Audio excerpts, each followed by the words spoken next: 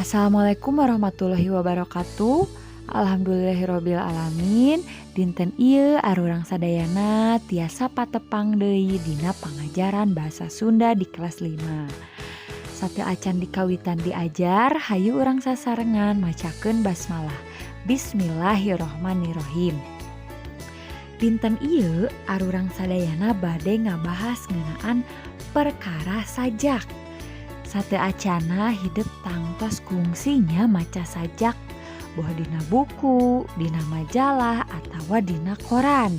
Tah cobi tinggal di buku paket oge basa Sunda halaman 70 didinya aya contoh sajak anu judulna Lembur Kuring.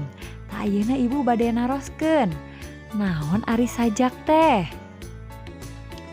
Nya leres, sajak teh nyaeta salah sahiji karya sastra Sunda anu direka dina wangun bahasa Ugaran. Tah pami dina bahasa Indonesia mah sajak teh nyaeta puisi.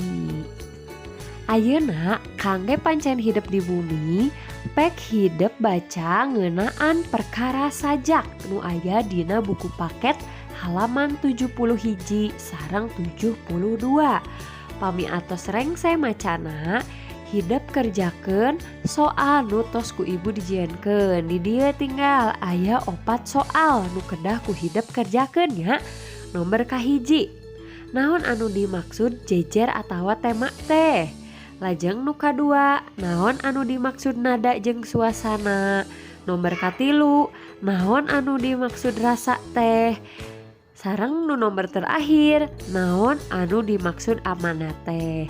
Pek hidup kerjakeun di buku tulis basa Sunda. Pami atos dipotokeun kintun ka ibu via WA. Kahartosnya tugasna tah sakitu wae kangge pangajaran dinten ieu ku ibu dicekapkeun. Wabillahi taufiq wal hidayah. Wassalamualaikum warahmatullahi wabarakatuh.